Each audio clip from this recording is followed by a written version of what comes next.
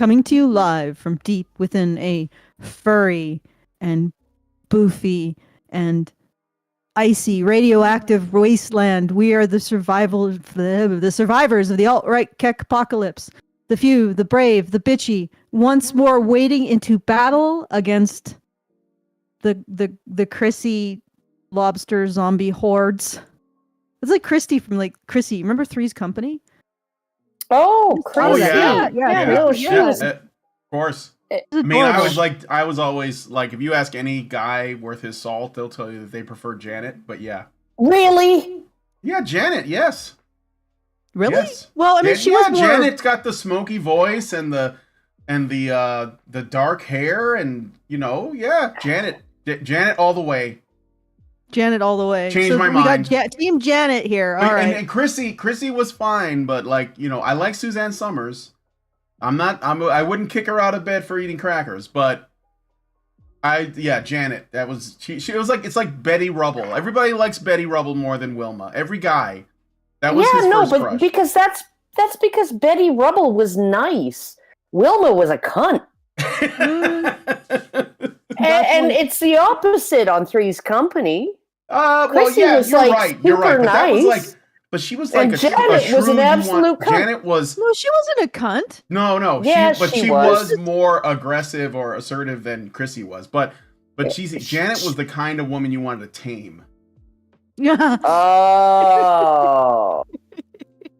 Okay, so she was like a dark triad roommate. Sorta. Yeah. And you know she was a freak too. Oh, she probably took it up the pooper like no one's business. I did not know what I was unleashing upon the stream. All right, so where was I? Froggy Lobster Zombie. I said Chrissy because I'm like, this is Chris Williams, but then I just derailed myself very badly, and I apologize, folks. Froggy Lobster Zombie Hordes with Rantzerker, number 19... I'm going to go with 3. I'm going to go with 3. 2. Yeah, 192. 192. 192. Tomorrow is 193, I think.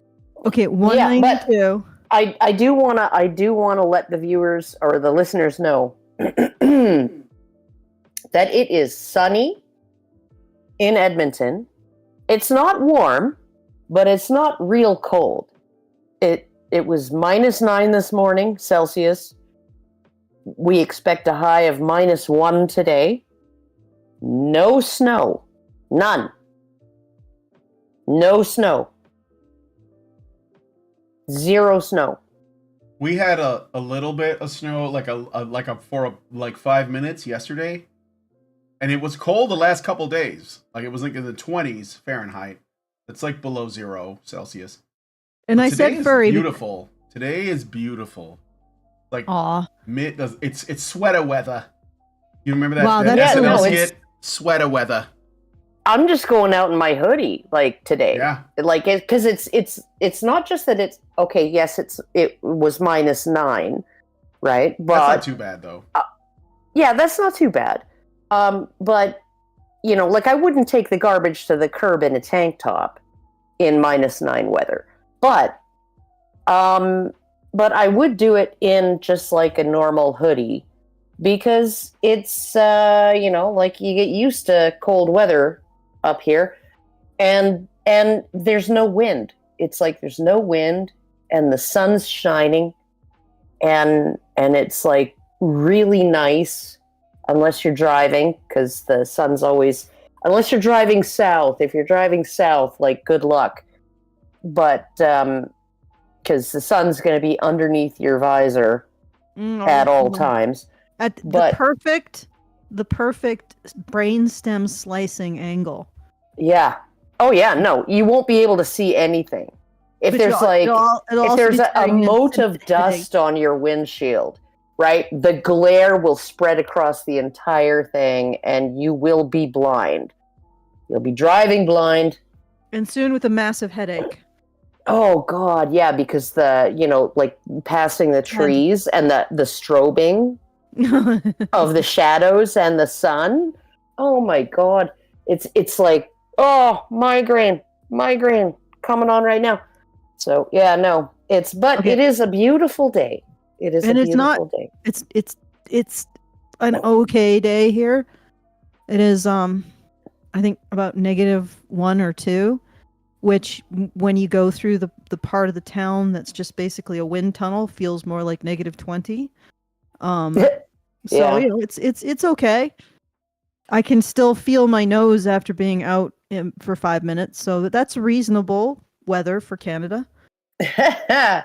Yeah, well, you remember that one time I went to Toronto and to interview Greg Allen Elliott, Yeah. and I looked at the forecast and it was like, oh, it's going to be like +12, +14. It's going to be great. It's going to be like shirt sleeve weather. Yeah. And then I get into the wind tunnel, the damp, moist, humid wind tunnel that is Toronto, and I'm wearing 2 jackets. I'm wearing like a hoodie, and then I'm wearing a suit jacket on top of my hoodie. And my eyes are just pouring from the wind as we're walking down the street. And I'm standing there shivering, right? Mm-hmm. Every time we step outside, I'm like, it's +12 right now? Like, what the fuck?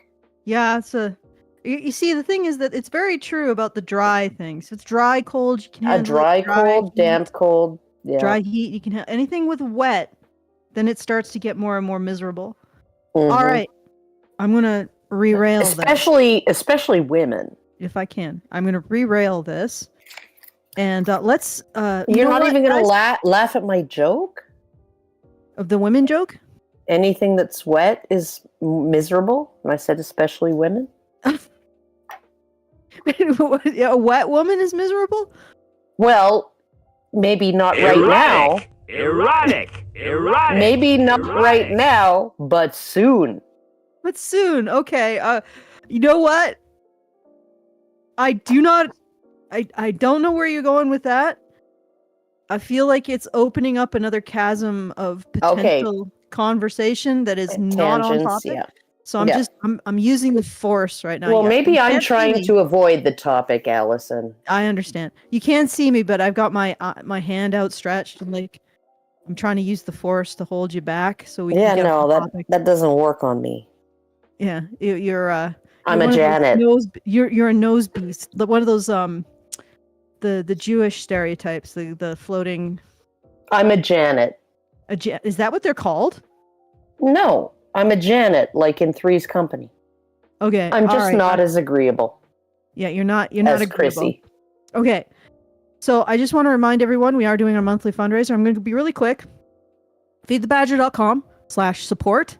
And if you want to send us a message, and please do, because it's great to hear from you guys and know that the stuff that we're talking about is actually getting out there and you have interesting things to say about it at feedthebadger.com/justthetip. And that's what I'll do for now because I want to get into the topic. And I know that I wanted to get that out because I know that last time we left on a bit of a cliffhanger, I think. We were prophesying. Oh, yeah, no, we were all mad. Yeah, we all agreed that we needed to put it down and pick it up later. Yeah, we were all in the incipient stages of rage. So let us So go maybe back to it up just a little bit so we can. I gotta tell my dog no. Have you guys thinged the things yet before we go to the video? Also, Yes, Jojo is here. Pat's in the chat for Hmm. Jojo. He is curled up, nice and snug in his little bed. Borat is also curled up in behind the couch cushion. And Kevin is in the bad dog box. And my dog is standing alertly and looking at me, waiting for me to entertain him. Well, yeah. He's shit out of luck, I guess. Yeah, he is a little bit. Although I think he's sort of gotten the rhythm of this, that if I'm talking here like this, I'm not going to be doing much with him. I would hope he'd have caught on by now. Yeah. He still thinks he's the most important thing in the room. Of course he does. Kevin does too. That's why when she's out of the crate while I'm on the radio, she walks around and woos. That's why we renamed her Mrs. Woo. Her official name is Kevin Woo. Mrs. Kevin Woo. When I made that sound, he turned an ear towards me. Mm-hmm. A woo. Okay. All right, let's get a few seconds in. Okay. Convicts people on an accusation, which I think is a lot of what feminists want to do. So what I'm feeling here is, on average, of course, there is. I emphasize everything is on average. That's fine. Yes. The entire podcast is on average. Excellent. What I'm feeling here is an echo. I'm sensing the equivalency on the male side of the spectrum, which I'm sure that you've seen. Movements like the Black Pill movement, incel ideology, stuff like that. I have a number of friends that are very deep into the research with this. For the record, the Black Pill and the incels are basically the same thing. And they're not movements. They're just guys talking about their reality. So, just putting that out there. Yeah, and it's really interesting because, larger women who are older or less attractive, when they talk about not being attractive to men, we don't put them on the FBI watch list. Yeah.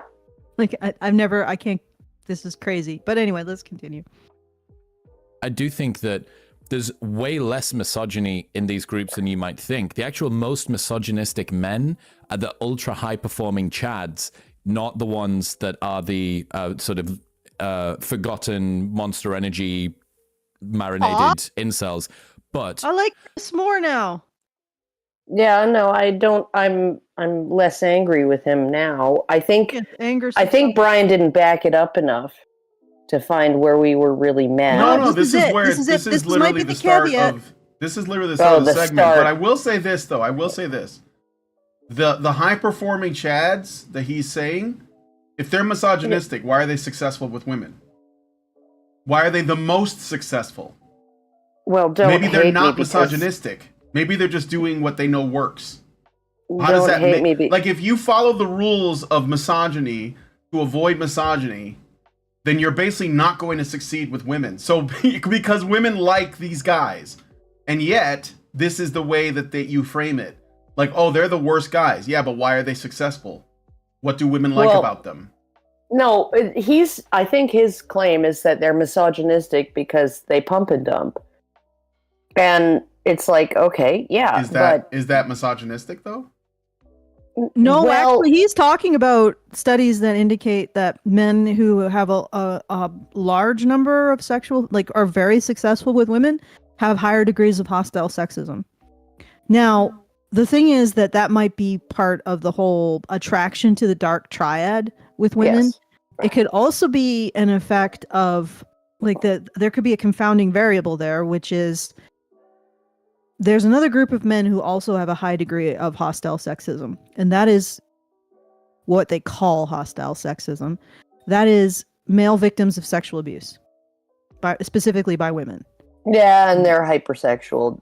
And this is not all of them, because a lot of them, this is not necessarily like being aggressive is not necessarily every sexually abused boy is going to go on to be sexually aggressive or a predator. It is actually a minority of them, but it tends to be more associated with that. And if you think about it, well, being hostily sexist towards women when you've been sexually abused, sexually assaulted, raped by women, it's a little bit of a no-brainer if you think about it. Wasn't it Chris Brown who said that he lost his virginity totally voluntarily at age 8? Oh, yeah. To an older girl? Yeah. And then you wonder why he punched Rihanna's lights out in the fucking car. And I'm not saying she's like... I'm not saying Bill Burr's hypothesis is completely out of the question here, right? That, like, maybe she was screaming some fucked up shit in his face, right? But, okay, you have men out there who,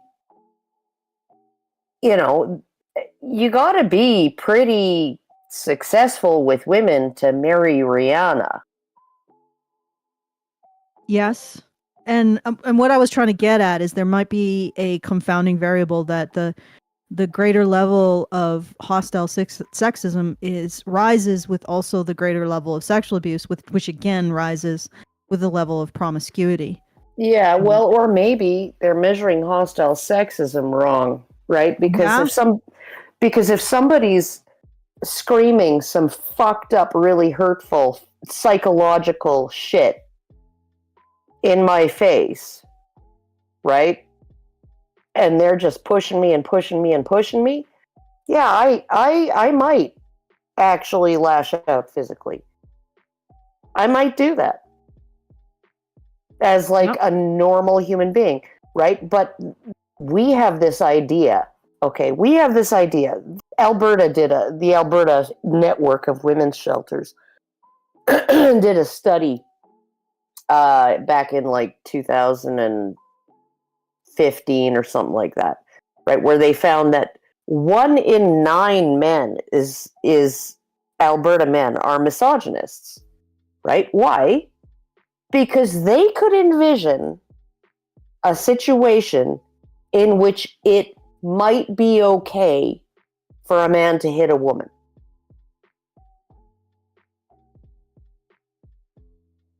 Of course. Right? And then you got Allison? Bill Burr.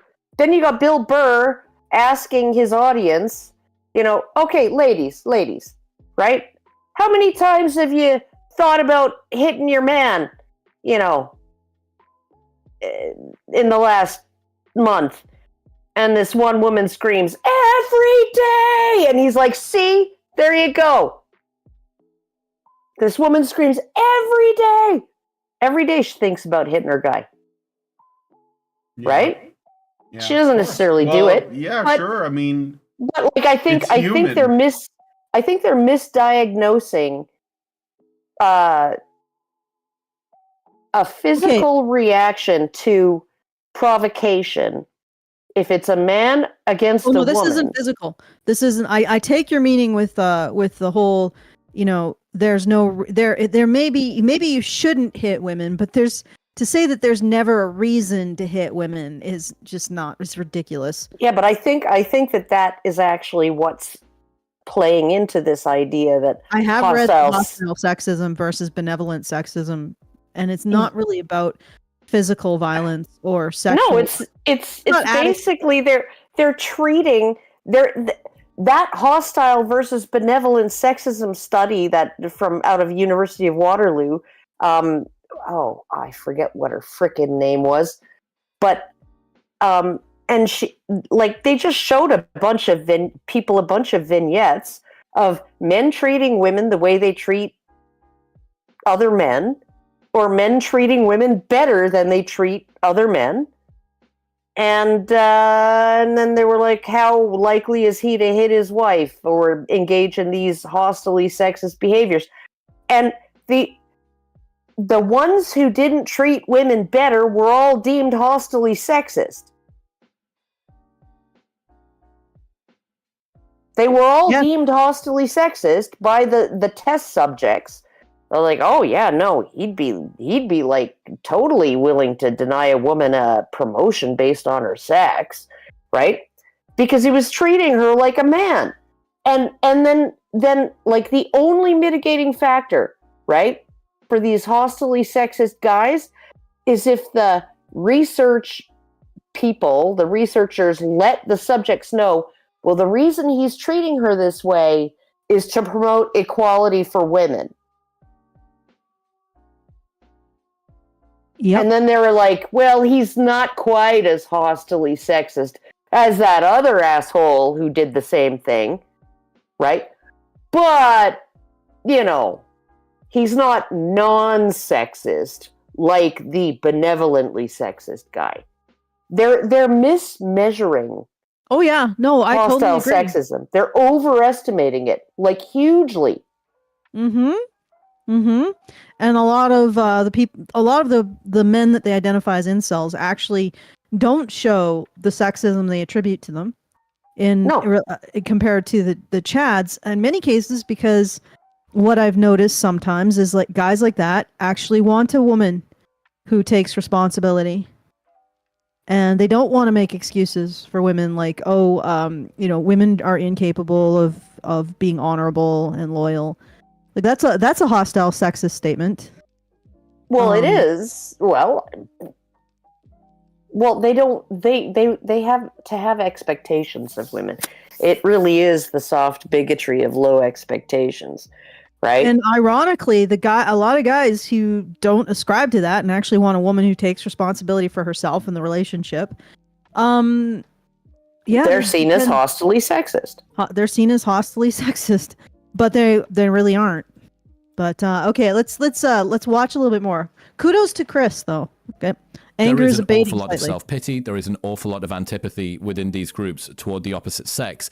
So this isn't necessarily a feminist quirk. This is a natural human response that can then be kind of perpetuated and spun up once you get into a group that has an outgroup. Mhm. Yes, absolutely. wait. So I have Oh, I see what he's saying. He's saying that incels have an. Okay, but his statement is really confusing because he starts by saying that Chads are more misogynist, and then he starts to say incels have these attitudes towards women, antipathy towards women, and that starts to spin out when a group has an out. Specifically, antipathy and self-pity, which is the traits of feminists. That's why he's saying that these are like mirrors. Although, I think the reasons for them are different. Yeah, I would say. Well, I would say there's a reason for one, and there's no reason for the other, or little reason for the other. Well, I mean, there's little logical reason for feminist reticement, or however you say that. Except that antipathy. No, resentment, like reticement. It's a French word. And I think there's no logical reason for it, but there's a functional reason for it. When women affect being harmed and wounded, men go apeshit to ameliorate it. Yeah, like that's like that is classic. That's like the Viking woman wetting the knife, saying you gotta avenge yourself on the Thornskills or whatever, or the Irish women. And I'm not singling out these women because a lot of groups of women, they are talking about the English and the depredations against the Irish, or Muslim women in terrorist organizations ululating their men to greater acts of violence because they've been injured by the great Satan, because they've been injured by the English, because they've been injured by the tribe over the on the other side of the fjord. Okay, so I mean, this is something that's a very powerful motivator for men, is the injured woman, and that's what feminists feed into, and they whip up in order to keep their ends. And there's like, this is what always got me about like the sort of false equivalency between incels and feminists, or MGTOW and feminists, right? It's not so much about what they're saying or what their feelings are, or how they feel about the opposite sex. It's about what can actually be leveraged out of that, right? Like, I have a bomb. It's made out of baking soda and vinegar. She has a bomb. It's made out of plutonium. Okay? We both have bombs. Okay, that doesn't mean that we're equal. No. Okay. Like, well, Jesus. I've gotten into arguments with feminists on Twitter that, men are more dangerous because patriarchy and domestic violence, I think. Oh, yeah. Mm-hmm. Which long arguments, but that's their argument, is that what system of social organization first outlawed domestic violence? It wasn't feminism. It was patriarchy. Well, it was at least men in power. And again, it's because what is the one thing that motivates men most? Particularly men in power, for whatever reason. It's injured women. Women who profess an injury, that they had something done. Okay, they got done did wrong. I've been actually doing compare and contrast, reading the Incel Wiki, and then I think the Fem Geek Wiki. There's a lot of similarity between them. I mean, I've noticed that in arguing with feminists, they often say, Bryan, you're just repeating incel talking points. Like, no. I am saying some things that they say that are true while not actually adopting the whole philosophy, which I agree is a very destructive one of antipathy and self-pity. What I would say is that the incels that you so despise, they really are the mirror image of you. And I think of myself as being someone who's just trying to fairly arbitrate between two unreasonable groups. Of course, to go and say that women, on balance, are not treated less fairly than men does not mean that there aren't any specific female complaints that are true. Of course, there are, but also there are some specific male complaints that are true. And then, of course, the more you read them, the more you realize, well, look, people just need to tolerate some level of unfairness in society because otherwise, people will barely be able to breathe. So yeah, and that goes both ways. One thing I will say is that I think that the thing that's interesting about this is that feminism created both of these groups. So it essentially propagandized women to fear men, become apathetic towards them, find them to be the enemy, find them to be oppressive, find them frightening. And it has, by extension, because women are reacting this way to what feminism taught them, it created a group of men who are essentially lonely and unloved, and the truth is that incels don't work in education, they don't work at the colleges, they don't run the media, they don't tell all the stories, they don't run the news, they are not running Twitter, like they are just isolated. They have the baking soda and vinegar bomb, not the plutonium bomb. Yeah, but they are a product of the propaganda that feminism put out there. So literally, bitter, lonely, fearful women and bitter, lonely men are both made by this ideology. Just one is the reaction. Yes. So when incels are blackpilling online, I mean, I don't think it's good for them, so I don't disagree with Bryan Caplan, because I do think that it's something that you're gonna have to find a better way, a more productive way to cope with, because I don't think this is good, but I don't blame them for the situation.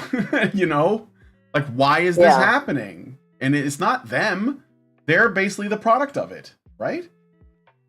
I believe you're right. I think essentially feminists convinced women to hate men, to view men in a negative light, right? And to disregard their positive qualities, right? Or to spin their positive qualities into negatives, right? Well, he wants to support me. That means he doesn't want me to have a fulfilling career. He's a misogynist. Okay, so, you have all of these things when that's not the feeling that urge to provide is coming from in the man. It's not because I want you to be restricted. I want you to be curtailed. 90% of the time, it's like, I just want you to be okay. And I don't want you to have to work too hard. And I want you to be happy. Right? And women will resent men who try to make them happy. And it's the most fucking bizarre thing. But they'll do it because feminists told them to do it. And then you have men like my son. He's a manager, right? He's a management position. He was promoted to a management position at age 19. He's 6'5". He's good looking. I have it on good authority from several women, right, who don't know him well, that he's a very good looking young man. Okay. And super fit, lives on his own. He's 21 years old, lives on his own, has nice things. Okay. And he can't get a swipe right. Yeah, exactly. Why? He can't get a swipe right. 6'5", gorgeous curly blonde hair, right? Robert Plant level blonde hair, and shoulder length, Ragnar Lothbrok haircut, right? Gorgeous face, and he can't get a swipe right because he doesn't What the make hell six are they- figures. Oh, of course. Oh man, that's an guess incel, guys. Yeah, that's exactly. And I think that's my issue. I think that I understand that Caplan's trying to stay in the conversation. But I think that when people try to make these comparisons, I think that it can be a useful way to distract from what is really important. So it's like, you know, people would say, well, what about the other side? What about the incels? And it's like, why are there incels? Why do they exist? Yeah. What created them? Yeah. No, You know? and I want the people in the audience to know. My son has probably 4% body fat. He's buff because he also does he's a hands-on manager who does physical work, right? So it's like, no, he's not some spindly little rabbity dude with a giant nose that's too big for his face. He is the kind of guy that when he walks down the street, ordinary women would be like, ooh, he's hot. And no prospects. Nothing on the horizon. Well, it's literally because, well, I suppose he could go the Alex Syke route and just approach women in public until he either gets a date or a restraining Or a order. rape accusation, yeah. Yeah, one or the other. Which, if you want to do that, I would recommend maybe instead working on broadening your social circles. But he could do that, or we can start recognizing that constructing a society-wide anti-male advertising campaign, like literally like a slander campaign, is making it so the average man or even the above average man is finding it very hard to finding it very hard to find a woman who is interested. Like, what do you expect is going to happen when you say that the predominant characteristic of men is not to provide and protect for women, but to oppress them, and that they make terrible they make terrible choices in life partner, that if you get in a relationship with one, he's only going to exploit you and turn you into a domestic slave, and also men are terrible when it comes to pleasing women sexually. I mean, is there any aspect of what a man contributes to a relationship that our society hasn't slandered? So hasn't taken its megaphone, on the highest peaks and told women, yeah, that's a terrible choice and you're an idiot for choosing it. So we're at the point where, Ragnar Lothbrok can't get laid. At what point are we like, yeah, no, actually maybe the level of expectation for the average woman is wrong. Like, that's just like, you're an average woman. You should be okay with an average man. Yeah. That's why that when that happens, that's when we have the best societies. When an average woman is perfectly content with an average man, that the average man that a society produces, and maybe society should realize that there is it holds some responsibility for why the average man is seen as an unattractive prospect when you look at all of the anti-male campaigns and slander. But the other thing is that I talked about a couple, I think how I honestly would say that it's evil now, what women expect. Yeah. Because of what it means. So it's not just leaving men alone, but if men were able to fulfill the material needs or the material wants of women, we'd need another Earth. And of course, there's always the 10% thing. So women want the 10%, the 10% of men who can provide the most.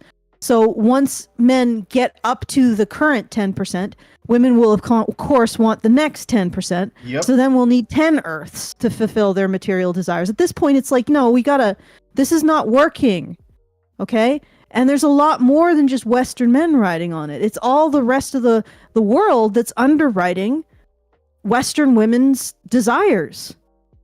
Right? Yeah, no, and like the whole idea that, and there is a guy in my neighborhood, right? He's one of the grandsons of a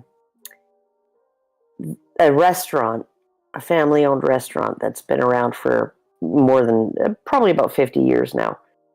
And he, like that family makes good money. It's a good restaurant. And he works 2 nights a week at the restaurant because his mother makes him do it. And he uses that car rental service.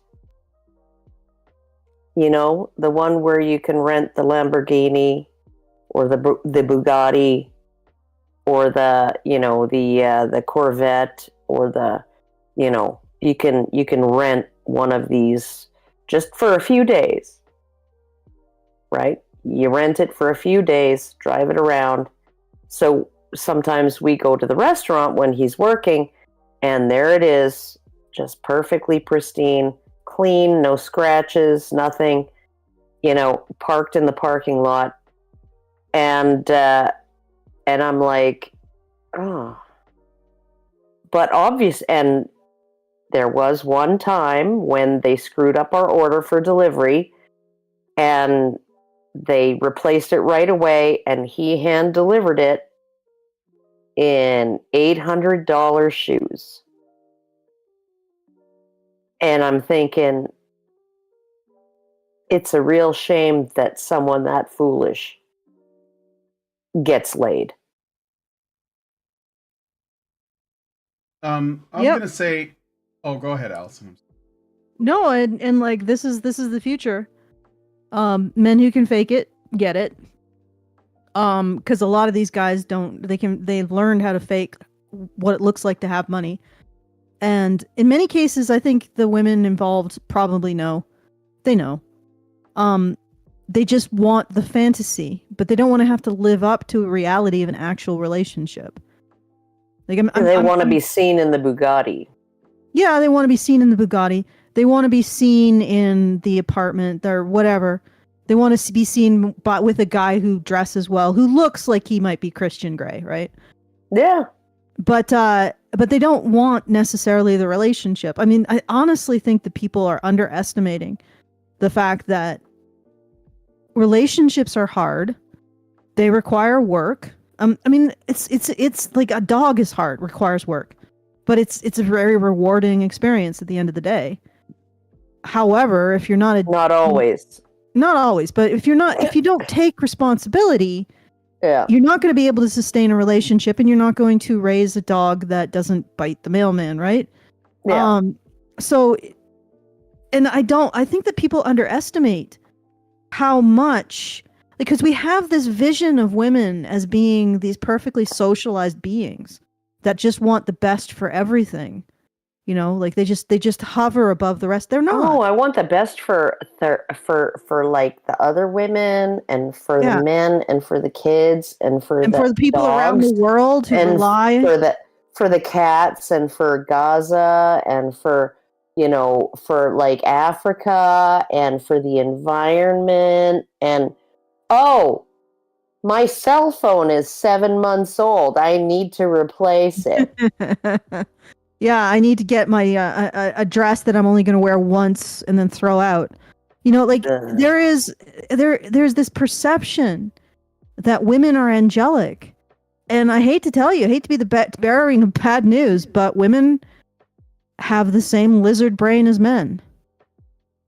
There is absolutely no difference morally, in my opinion, between men and women. There is some difference in how men and women express themselves. There is no difference except one. We hold men to a standard. We don't hold women. Literally, what does it mean to not be a man? It doesn't mean you suddenly lost your balls. It means that you are failing to uphold a standard of self-sacrifice to provide and protect for others. That's what it means when you tell a man you're not a man. Okay? What does it mean when you tell a woman that she's not a woman? It means that she has a penis. Let's be honest. That she literally is not physically a woman. Not that she hasn't attained a standard of adult responsibility, but that she literally physically isn't a woman. That's the difference. And I hate to tell you, but people rise to the standards that they're held to. And we held women to no standards. That doesn't mean that women can't be good people. It means that our society doesn't encourage it in any way. And in fact, encourages the opposite. And what we're seeing is that women are responding and acting out some of the worst instincts, mammalian instinct, reptilian instincts that we have. Yeah, let's go after the dark triad man who looks good but has nothing inside. Because honestly, he's not going to impose anything on her. She doesn't have to have a relationship with him at the end of the day. He can even give her a ready excuse why not. He's like an asshole, right? Yeah. She doesn't have to extend herself to do the hard work, and even more importantly, I think, open herself up to the vulnerability that allows another person to humiliate you. Not that they will, but that it's possible to humiliate and hurt you. Not that they will, but that it's possible. So not only are women not being held to this higher standard, the word coward is meaningless when it's applied to a woman. And women need courage to open themselves up to relationships. They need courage not to excuse all of their foibles on men. They need courage to take responsibility for themselves. They need courage to hold themselves up to a standard.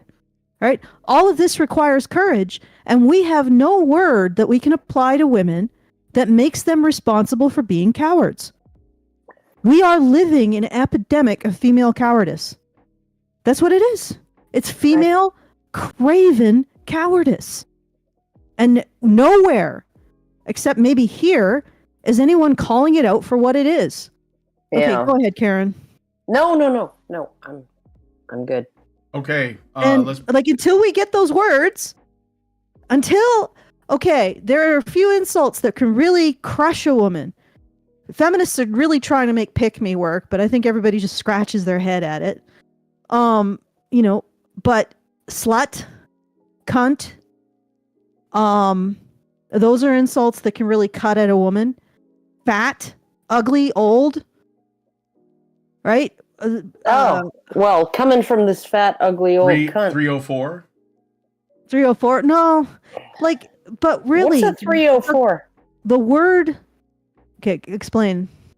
Want me to explain it? Put it in a calculator and then look at the calculator upside down. It's what they use to call them hoes. Ho. Yeah, so 304 okay, are all hoes. right. What we need is a word that cuts to the quick for women, and it means coward. Yeah, we but there is able none. To call a woman a coward and have her sit up and take notice and realize that she's got to become better.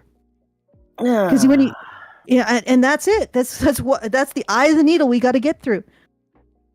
You're a coward. You talk about you hate men. No, you're a coward. You're not able to take full responsibility for yourself, so you need to offload agency onto men. Right? You want to blame men for your situation. You're a coward. You don't want to get into a relationship with a man. You're a coward. It's because you're a coward. It's because you're afraid. And in correctly identifying the problem, we need to get rid of the excuses. Yeah, but the problem is that women's traditional position in society was actually cowering. While the men were fighting, the women were in the house cowering with the children. Right? So I just don't think there's anything to leverage there. If they were Scandinavian women, they would be throwing the men back into the fray. I actually think coward is a powerful insult. I bet it would work on women. I bet they get really upset about it. Well, they should. Yeah. Especially now that we're in the era of the girl boss, like that, they wouldn't accept it. Or you can call him a mewling quim. Mewling quim. A mewling quim. Mewling Kind of like quim. a fancy way of I calling them a coward.